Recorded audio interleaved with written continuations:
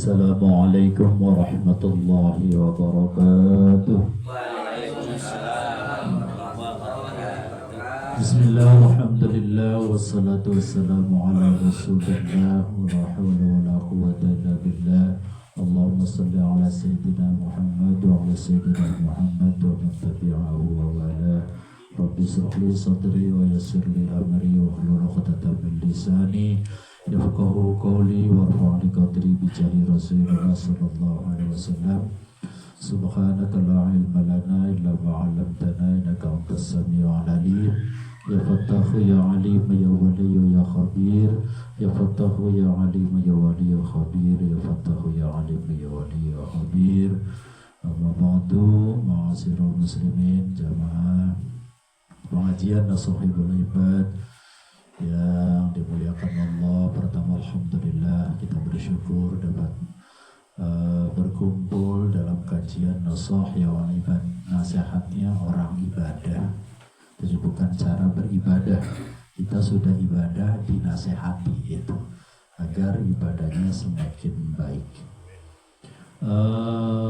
Semuanya saja yang kami muliakan, salawat serta salam kita limpahkan kepada baginda Rasulullah sallallahu alaihi wasallam. Kita langsung saja ke maqalah 30 Isruna wata 23 ya, halaman 35 kalau nggak salah. Ya betul ya. Bismillahirrahmanirrahim.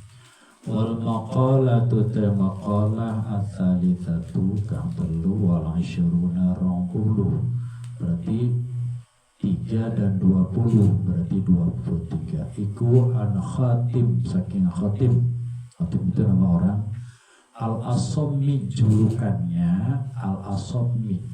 Al-Asommi itu artinya yang tuli. Maqalah ini dari Khatim Al-Asommi, julukan lakopnya, namanya si radhiyallahu anhu wa huwa Abdurrahman Khatim bin Ulwan namanya. Kenapa dikatakan Syekh Abdurrahman ini, padahal beliau wa huwa min akabiril masyayikh, besar-besarnya guru pada masanya, orang besar. Kenapa dikatakan sebagai guru Khatim Asom tuli? Wah, ini banyak binatang kecil.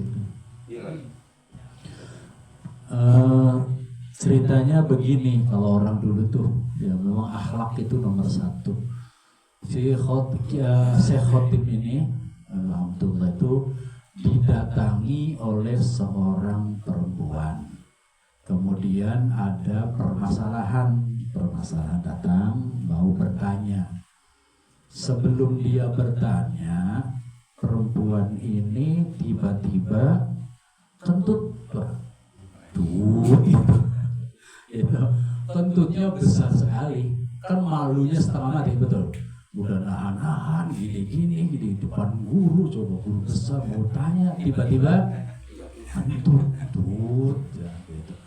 Kemudian khotimnya Kiai Abdullah Rahman, Kiai apa namanya itu Abdurrahman, Abu Abdurrahman ini Al-Khatib ini pura-pura gak dengar. Coba diulang pertanyaannya. Wah, seneng tuh. Senang siapanya? Perempuan yang bertanya, karena merasa kentutnya tidak didengarkan. Padahal dengar. Itu menjaga perasaan itu penting gitu. Penting dari itu. Sejak itu, wah ini perempuannya girang nih, nggak kedengeran gitu. Alhamdulillah, bertanya lagi dengan, jadi malunya jadi hilang gitu. Orang malu itu kan, mempermalukan itu sangat besar dosanya ya. Mempermalukan itu sangat besar dosanya. Sampai-sampai begini, kalau kita misalnya mau sholat jamaah kemudian takut ketemu dengan orang yang kita punya hutang, dan kalau ketemu malu, kita gak wajib itu sholat. Sampai segitunya tuh, saking menjaga perasaannya itu. Bahkan para kiai sih, kalau kiai pesantren misalnya lagi rukhsah itu lagi liburan. Kalau lagi liburan di pesantren kan bebas tuh, ada yang main remi kan gitu ya, ada main gape. Kadang-kadang kiai itu keliling kampung, kemudian di ronda itu lagi main kartu, itu lewatnya nggak di depan, nggak jadi. Kenapa nggak jadi? Takut nanti lagi asik-asiknya main, kemudian lewat kiainya, jadi malu, bubar, rasanya gimana? Sampai nggak jadi tuh balik lagi. Sanggup begitu Pak akhlaknya, balik lagi tuh, saking menjaga perasaan. Ya alhamdulillah masih main kartu daripada dugem. Nah, ada gitu, daripada maksiat ya udah biarin gitu. Yang penting jangan judi gitu. Tuh kiai-kiai dulu begitu. Terus saking menjaga perasaan, saking halusnya. Nah ini akhlak-akhlak seperti ini penting. Jangan mempermalukan istri, kacau. Gak boleh itu. Itu julukan kenapa Al-Khatim Al-Asommi. Jadi yang tuli julukannya tuh, Masya Allah. Ada lagi Ibnu Hajar, anaknya batu. Suatu ulama-ulama dulu itu begitu, anaknya batu. Jadi ceritanya Ibnu Hajar itu belajar nggak bisa sampai bertahun-tahun, ngajinya tuh nggak futuh-futuh, setengah putus asa, mungkin lebih dari 5 tahun, lebih lah, berapa banyak sampai Ibnu Hajar. Kemudian si anak tersebut putus asa, pergi mau pulang kampung, malu, nggak bisa kan gitu, balik lagi ke pondok, malu. Jadi akhirnya dia di dekat gua, dekat batu, diem aja. Kemudian ada tetesan air dari bukit jatuh ke batu, tes dilihat batunya semakin bolong, bahkan ada yang hancur. Nah dia balik lagi ke pondok tuh. Allah sebloon-bloonnya orang, sededel-dedelnya orang, kalau terus-terusan mendengarkan pengajian, lama-lama bisa dan ngerti. Akhirnya balik lagi tuh. Setelah itu dibukakan oleh Allah, jadi futuh, sehingga jadi imam besar, namanya Imam Ibnu Hajar, namanya anaknya batu. Jadi Allah itu macam-macam kalau julukan para ulama itu. Ada lagi anaknya Ibnu Majid. Anaknya mana? Anaknya Majid. Jadi ceritanya ada seorang ulama besar meninggal dunia, lagi dimandiin sama Pak Suranto gitu ya, lagi dimandiin pelanangannya itu ya. Itunya nggak bisa turun begini terus. Itunya itu tuh, ngerti ya? Akhirnya bingung tuh yang mandiin, dipanggil lah istrinya, suruh berhubungan, hamil. Takdir Allah, lahir dijuluki Ibnu Majid, anaknya itu. Innama amruhu idza arada shay'an yaqul lahu kun fayakun, macam-macam gelar itu. Jadi di sini diceritakan adalah Khatim Al-Asommi, tuli, Masya Allah, dan dia senang itu. Itu ceritanya. Kemudian rupanya Daud, gimana Khatim itu bermakna di sini ma min sobahin illa wa yaqulu syaitanu li ma ta'kulu wa ma talbusu wa aina taskunu fa aqulu laha aklul mauti wa albasul kafri wa askanal qabri fayuhrabu minni. Artinya ma min sobahin ora saking esuk-esuk utawi ora saking esuk-esuk illa wa yaqulu kecuali ngendika apa asyaiton setan limari isun mata kudu. Artinya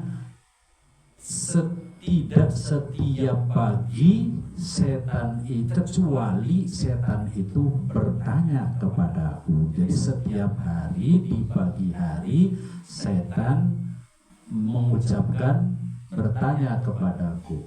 Tanya apa?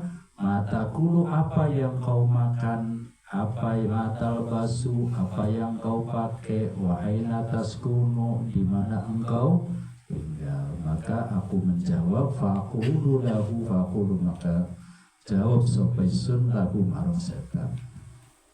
Jawabnya, saya memakan kematian. Jadi yang dipikirkan adanya kematian. Kemudian saya memakai kafan dan saya bertempat di kuburan. Karena mengatakan begitu, setan itu lari terbirit-birit dari saya.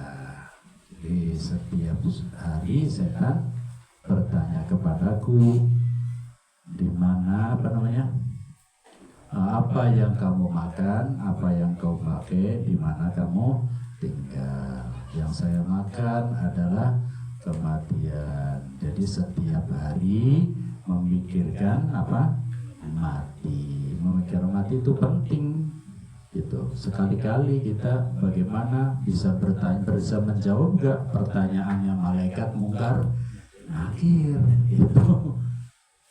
itu kalau kita betul-betul didalami, kita nggak bisa takut, gemeter, macam-macam lah gitu.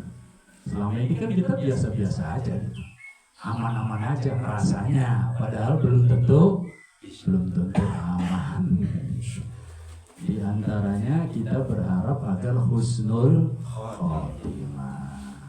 Di antara cara husnul khotimah ya usahanya itu kalau orang habis sholat ya, yang diperdebatkan kan antara baca kerasnya dengan sirrinya gitu. Kalau bacanya sih sama, yaitu subhanallah 3 kali, alhamdulillah 33 kali, Allahu Akbar 33 kali, alhamdulillah 33 kali, Allahu Akbar 33 kali, diakhiri dengan apa tadi? La ilaha illallah wahdahu la syarika lah, lahul mulku wa la haula wa la quwwata illa billah. Kalau orang itu baca itu setiap habis sholat, dipastikan kebayang ada hadis itu, dipastikan akan husnul khotimah. Semuanya itu nggak ada perbedaannya. Itu ada yang bacanya bareng-bareng dipimpin oleh imam kan gitu ya, ada yang bacanya sendiri. Itu hanya perbedaan saja gitu. Sebetulnya yang di masjid itu bacanya itu gitu, karena kita berharap husnul khotimah. Kenapa yang diem saja, yang nggak bareng-bareng? Ya karena doa urusannya masing-masing. Kenapa harus yang imamnya harus kenceng? Karena imam ngajari jamaah bareng-bareng, takut ada yang lupa. Itu tuh. Kalau yang lupa kan diingatkan, itu hanya salah yang ngikutin. Ngikutin apa? Ngikutin imam kan, tinggal baca aja, selesai. Itu namanya salah satu upaya kita agar penuh harap kepada Allah, hidupnya husnul khotimah. Ini husnul khotimah itu suatu permintaan yang sangat besar. Jangan dianggap remeh Pak. Husnul khotimah itu ya Allah, banyak orang yang ibadahnya siang malam akhirnya su'ul khotimah. Apalagi tuh ada orang alim banget umatnya Nabi Musa, siapa untuk Barak ya apa? Bukan Barak itu yang mendoakan itu Husnul. Nabi Musa saja minta doanya sama dia tuh bisa menurunkan hujan. Tetapi baru akhirnya su'ul khotimah karena tergoda oleh istrinya.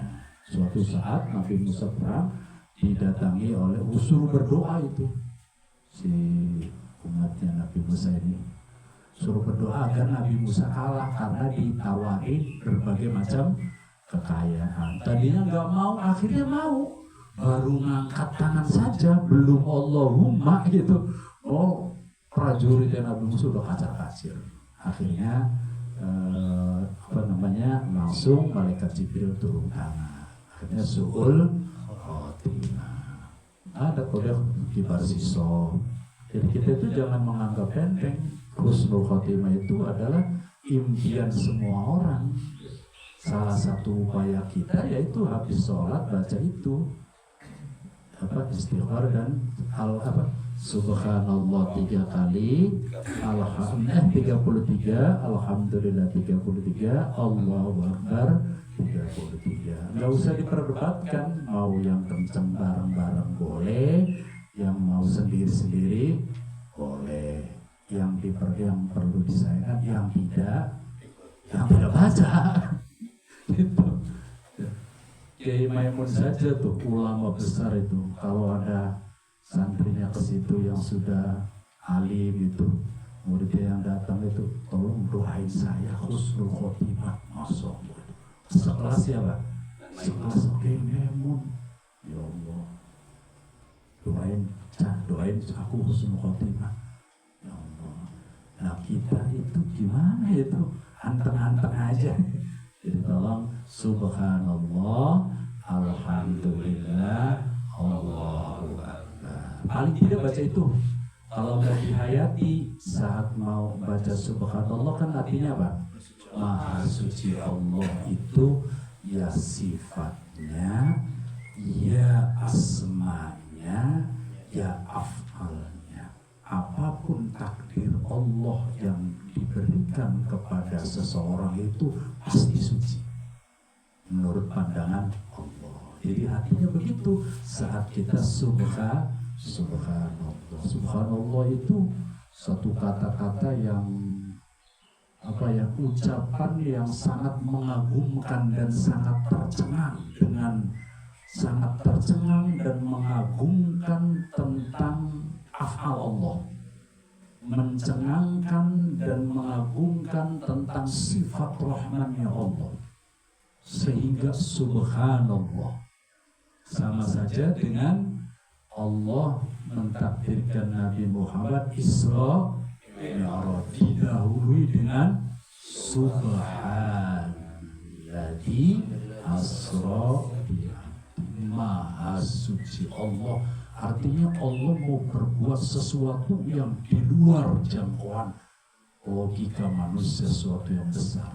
Kita baca subhanallah itu ditasawurkan, dibayangkan, dirasakan, kemudian dirasakan maha suci Allah atas semua af'alnya. Af'al itu apa?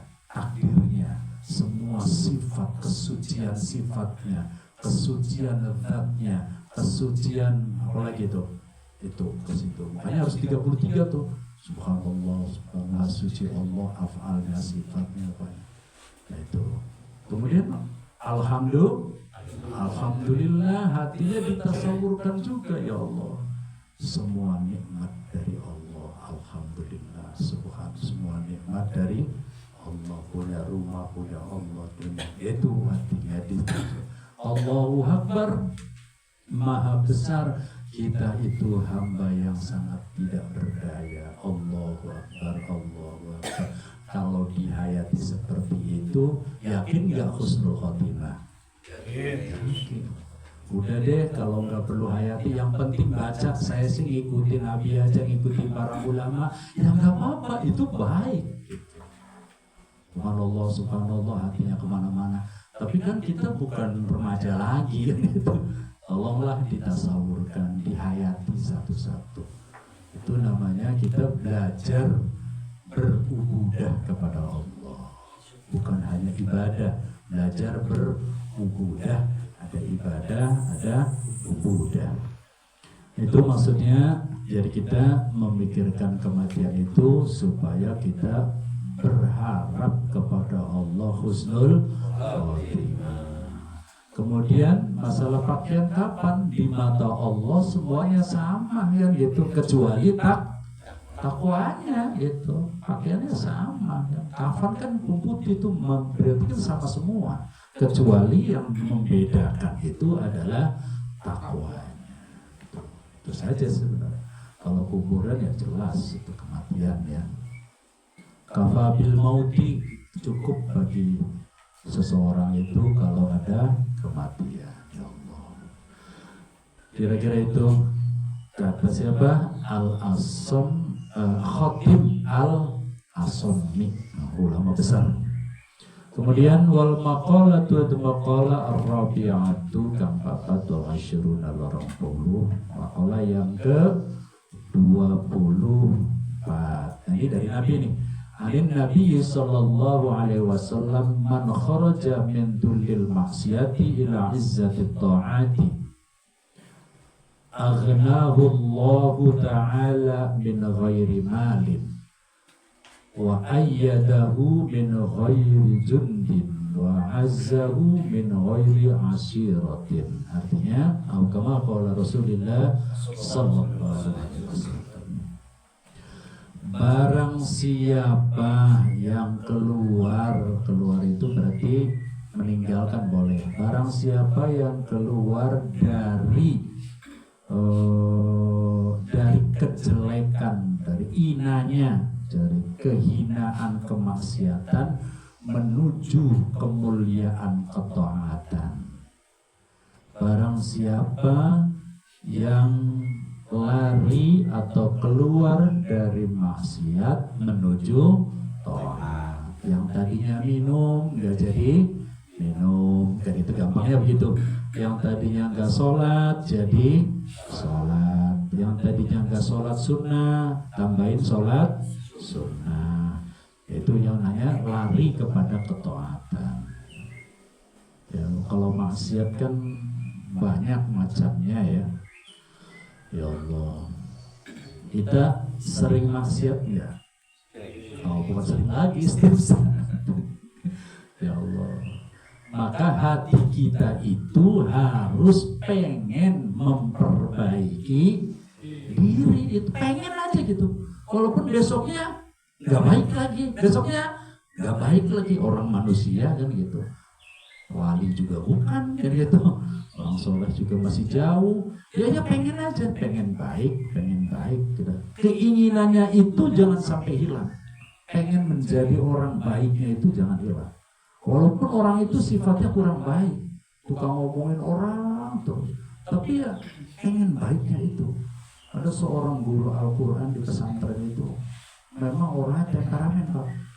Tukang marah, kalau disinggung juga dikocok orangnya gitu, marah-marah. Pokoknya lah, orang perempuan itu kamar, tapi dia menyadari saya tuh pengen banget berhenti itu, tapi nggak bisa. Sampai mengadu ke kiai besar itu, kulaku niki pengen banget, kulaku apa saya itu pemarah, kalau gue lihat itu suka marah, tapi saya pengen berhenti, kok nggak bisa. Setelah meninggal wajahnya mencorong dan husnul jelas itu semuanya datang terampuni. Padahal dia nafsunya, jadi derajat tingginya itu adalah bukan keinginannya itu nggak berhenti sampai meninggal, walaupun tidak bisa menghentikan itu gitu, belum bisa maksimal. Tapi kesadaran diri untuk meninggalkan itu walaupun belum bisa, itu luar biasa. Karena dia merasa tidak punya kemampuan. Walaupun langkahnya sebenarnya sekali lagi itu minta pertolongan kepada Allah agar kita bisa. Kalau orang orang itu punya penyakitnya beda-beda Pak. Ada yang punya penyakitnya sombong, betul nggak? Saya merasa pengen. Ada yang punya penyakitnya usil, pengen tahu urusan orang lain, kan begitu. Apa sih punya orang lain orang? Ada penyakitnya begitu tuh. Ada yang penyakitnya sirikan, ada yang penyakitnya sombong, macam-macam, semuanya ada pada kita. Cuma ada yang dominan, ada yang enggak. Coba kita perhatikan, kita itu dominannya di mana? Pernah nggak membaca diri seperti itu? Kayaknya belum pernah ya. Ya muhasab itu membaca diri itu penting Pak. Semua orang itu tak terkecuali itu, tak terkecuali ya Allah. Yang pasti sombong ada semua, betul? Ya Allah. Yang lebih heran kan udah melarat sombong. Nah itu, kalau kaya sombong sih penting keluar duit. Dan kalau kaya sombong, apa yang keluar? Itu. Ya Allah, walaupun enggak itu yang jelas itu. Jadi keinginan saya dominan di sini. Gak usah diceritakan ke orang lain, saya tuh pengen gitu. Nah, pengennya itu punya derajat tersendiri, walaupun belum bisa-bisa. Karena memang ya sulit kalau merasa sulit kalau direndahkan, kalau kita bisa kemudian merasa nggak bisa kan sulit. Itu Nabi Muhammad aja, Nabi Muhammad akhlaknya. Nabi Muhammad kan Nabi yang paling mulia, Nabi yang paling pintar. Itu minta pendapat Pak. Minta pendapat sama istrinya. Coba luar biasa. Kurang apa sempurnanya? Itu akhlaknya Nabi Muhammad. Suatu ketika Nabi Muhammad itu mau tahun ke-6 Hijriah itu setelah perang Khandaq itu kan diperintahkan oleh Allah untuk berumroh ke Makkah. Tahun ke-6-nya bilang sama sahabat semua, aku diperintahkan umroh oleh Allah ke Baitul, saatnya selesainya ke Ka'bah, ke Makkah. Semua sahabat girang semua karena mau datang ke kampung halamannya. Tadinya di Madinah, wah semua girang semua. Berangkat semua tuh. Sahabat-sahabat top lah berangkat semua. Hampir semuanya. Nabi Muhammad bawa istrinya Ummu Salamah yang dibawa. Sampai di Hudaybiyah dicegat sama orang kafir Mekah. Oh nggak boleh, nggak boleh umroh tahun ini nih, nggak boleh. Karena tidak boleh, Nabi Muhammad nggak meneruskan. Padahal kalau meneruskan yakin menang. Wah, jadi sahabat itu apa? Kecewa berat ini gimana? Bikin perjanjian. Yang perjanjiannya itu semuanya merugikan Nabi Muhammad. Coba, semuanya merugikan Nabi Muhammad. Di antaranya hari ini tidak boleh memasuki Mekah. Nabi Muhammad nurut. Kalau ada tawanan dari orang kafir harus dikembalikan ke Mekah. Kalau dianya nggak boleh. Kan merugikan. Semuanya merugikan.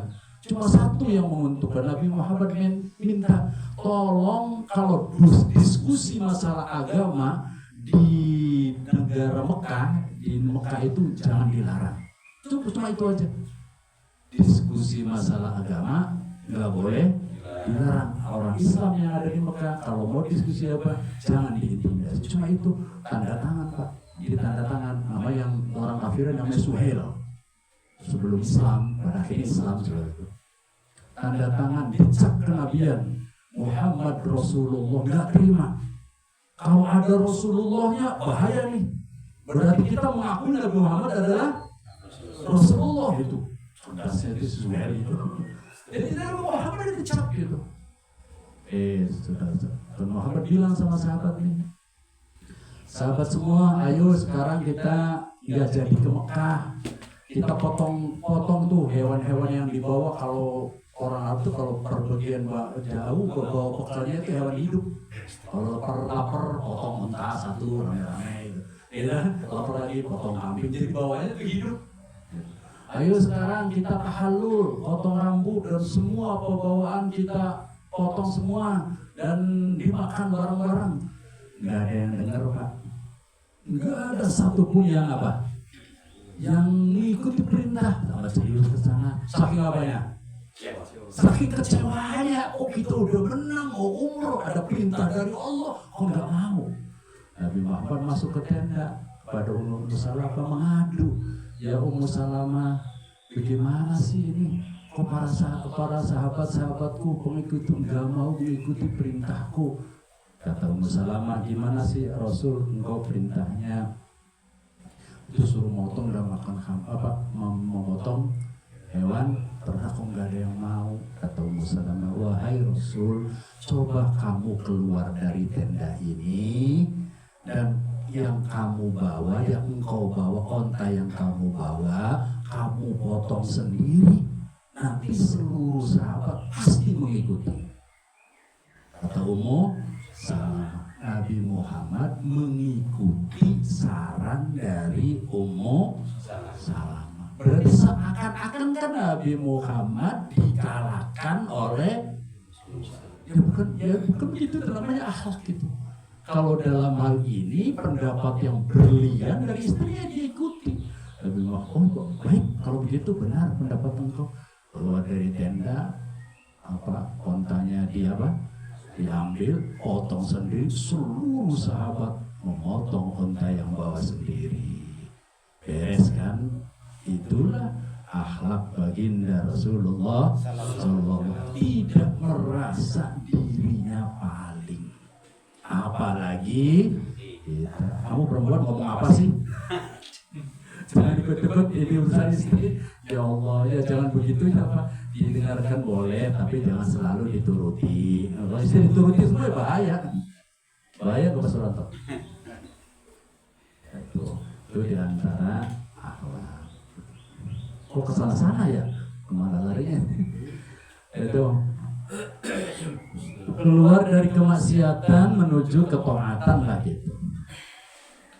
Maka kalau demikian, maka Allah Subhanahu wa ta'ala aghnahu Allah ta'ala min ghairi malin. Allah akan mencukupi tanpa adanya, meskipun tanpa adanya harta. Jadi walaupun gak punya, tapi dijamin oleh Allah Subhanahu wa ta'ala. Allah akan memberi kekuatan sekalipun kamu tidak punya tentara, kan gitu. Allah akan mengalahkan musuhmu sekalipun kamu tidak ada penolongnya dari manusia. Pasti Allah yang menolong. Itu kalau kita keluar dari kemaksiatan. Jadi artinya begini, kalau di hikam sih, jangan kau anggap bahwa rutinitas yang kita kerjakan itu tidak berubah segala-galanya. Bahaya itu. Misalnya seseorang itu kerja di PT Anu, gajinya misalnya cuma 8 juta. Terus dia meyakini bahwa uangnya cuma 8 juta itu. Oh, itu bahaya itu. Kan? Allah itu bisa mengangkat derajat seseorang tanpa mengurangi sedikit pun aktivitas kamu sehari-hari. Kalau kita meyakini itu, sama ya kamu tidak akan bisa kaya. Jadi jangan dibatasi sendiri. Mentang-mentang kita kerjanya misalnya jadi satpam, gajinya segini, mana mungkin saya bisa beli mobil, mana mungkin saya bisa haji, mana mungkin wah itu bukan sebagai orang yang abid itu. Dijauhkan itu. Dan memerangi pemikiran seperti itu sulit Pak, nggak gampang. Karena kenyataannya demikian. Betul nggak Pak? Karena kenyataan perlu latihan, ya kan? Jangan kau anggap misalnya kita hanya kerja misalnya tukang adil bolak-balik itu. Jangan anggap kau kira Allah tidak bisa menaikkan derajat kamu tentang kekayaan. Bisa saja, sangat bisa. Nah itu kalau tidak membatasi itu pasti dia orang kaya. Sulit itu. Saya sendiri masih jauh. Dulu kadang-kadang itu gimana nih kerja apa? Sulit tuh lagi belajar. Ini pas banget buat saya orang pensiunan itu. Wah itu berat Pak, berat. Berat itu artinya harus dilatih gitu. Setelah mendapat rezeki lain, misalnya tiba-tiba ada orang tanya, ada rumah yang mau dijual nggak? Ada tuh. Nah, terus datang orangnya dijual, atau terima kasih. Nah, gitu. Nah itu. Tiba-tiba teman saya dulu pengalaman gitu, karena belajar begitu terus menerus, karena ada apartemen yang dijual nggak? Nah, kebetulan teman saya lagi mau jual apartemen. Pokoknya saya maunya 150, saya jual tuh 200, dapat 50. Itu kan rezekinya kan gitu. Saya nggak minta dan nggak nyuruh. Pokoknya Allah punya 1000 cara. Jangan anggap perut Allah itu tidak bisa menaikkan derajat keduniaanmu dari kamu beraktivitas sehari-hari dari itu ke itu gitu. Itu namanya membelenggu, membatasi kemuliaan Allah, membatasi kekayaan Allah. Dan sekali lagi saya katakan, melepaskan ikatan ini di hati itu sulit. Karena secara kemanusiaan kita jualannya itu. Secara kemanusiaan kita datangnya ke PT itu dan gajinya segitu. Gak ada lain, gak ada lagi. Itu pemikiran syaitani yang sebenarnya. Bukankah Allah bisa mengangkat derajatnya? Tahu-tahu ditelepon, boleh nggak minta tolong temenin saya, adik saya umroh. Itu padahal pensiunan. Itu siapa yang nyangka? Tetapi belajar begitu yaitu perlu perjuangan dan ujiannya berat. Tetapi itu harus dilalui gitu. Jangan membatasi. Itu yang dimaksud di kata-kata itu tadi tuh, Allah akan memberikan kekayaan sekalipun kamu tidak punya kekayaan.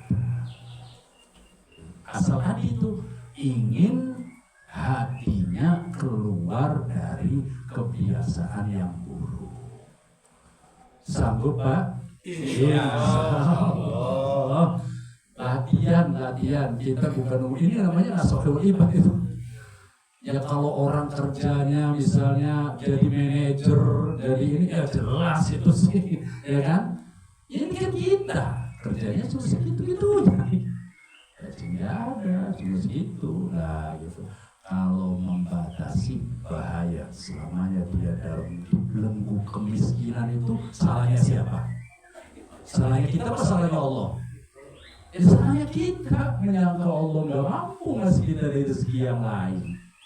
Gitu. Nah, gitu. Contohnya bukan berarti menyombongkan diri ya.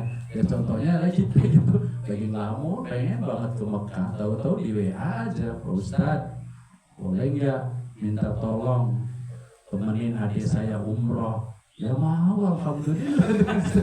Adik siapapun orangnya itu adalah teman saya, akan memberangkatkan siapapun dia itu adalah petunjuk dari Allah. Kira-kira begitulah. Nah, itu belajar tidak membatasi diri gitu. Ya diantaranya baca subhan. Kaitannya dengan tadi tuh subhanallah. Itu namanya af'al tuh. Af'alnya Allah, kehendak Allah, takdir Allah itu suci dan bersih. Subhan. Bagaimana enggak subhanallah coba? Luar biasa. Siapa yang luar biasa? Allah Subhanahu wa ta'ala. Sama halnya itu yang di luar jangkauan manusia, kita subhanallah. Semua yang terjadi pada kita sebetulnya di luar jangkauan pemikiran kita. Anak kita bisa sholat, itu maka kita baca subhanallah, subhanallah, subhanallah. Jadi subhanallah itu maha suci Allah af'alnya, subhanallah maha suci dzatnya, subhanallah maha suci sifatnya, subhanallah maha suci asmanya. betapa Rahman Rahim, dan seterusnya. Subhanallah. Kalau bacanya itu, insya Allah jadi wali semua. Amin. Ya Allah, itu namanya Nasakhul Ibad. Kira-kira gitu. Kalau bacanya ini gampang ya, dan seterusnya. Intinya situ, min ghairi judin wa azatu min ghairi asiratin. Allah juga akan memuliakan kita, akan memenang kita sekalipun kita tidak ada yang menolong kita secara kemanusiaan. Walaupun sendiri, gak ada yang menolong, gak ada yang bantuin, Allah pasti bisa. Kalau kita ingin keluar dari maksiat dari ketaatan, kebiasaan kita, mari kita baca masing-masing. Kebiasaan kita dominannya di mana? Kalau nggak ketemu, bohong itu. pasti ada kebiasaan yang jelek kita, pasti ada. Kalau nggak ketemu, alay, bohong itu. Ya Allah. Mungkin itu saja sebagai akhir dari pertemuan kita. Barangkali ada pertanyaan, silakan. Sekitar namanya nih pengajian sekitar dunia kolbu. Haji kuping. Silakan bawa yang mau bertanya. 1 atau 2 pertanyaan. Kalau enggak ya. Kalau enggak ada tutup ya. Ya Rabbi bil Mustafa balli maqasidana waghfir lana ma madha ya wasi'al karami wal habibul ladzi turja syafa'atuhu likulli hawli minal awwali muqtahami ya Rabbi bil Mustafa balli maqasidana waghfir lana ma madha ya wasi'al karami Maulaya salli wa sallim daiman abada ala habibika khairil khalqi kullihim ya Rabbi bil Mustafa balli maqasidana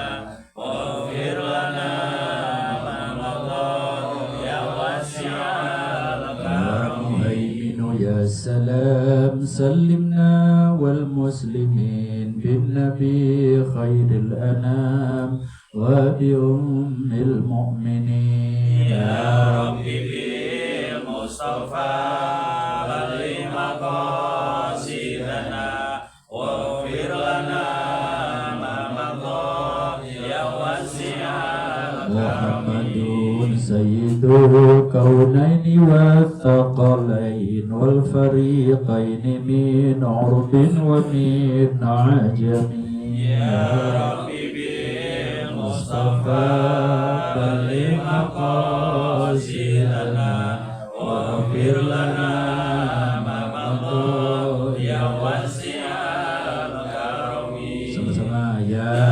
arhamar rahimin ya arhamar rahimin ya arhamar rahimin farij ala muslimin wallahu a'lam bissawab aqulu qawli hadza fastaghfiruh wallahul muwaffiq ila aqwamit thariq wa a'udzu minkum assalamu alaikum warahmatullahi wabarakatuh. Waalaikumsalam warahmatullahi wabarakatuh. Alhamdulillah Rabbil Alamin. Malam hari ini malam setelah makolah ya, insyaallah mohon izin nanti yang baru saya masukin grup Pak Dodi, Pak Hadi, Pak Asin ya, kira-kira kalau pengumuman karena ini jadwalnya menyesuaikan guru kita. Mungkin minggu depan Pak Haji masih di Mekah ya. Insyaallah nanti kalau ini jadwalnya kita share ya, kalau nggak kerja kita ngasih. Itu saja Bapak ya, mohon maaf lahir batin. Allahumma fiq ila mitariq. Assalamualaikum warahmatullahi wabarakatuh. Waalaikumsalam warahmatullahi wabarakatuh.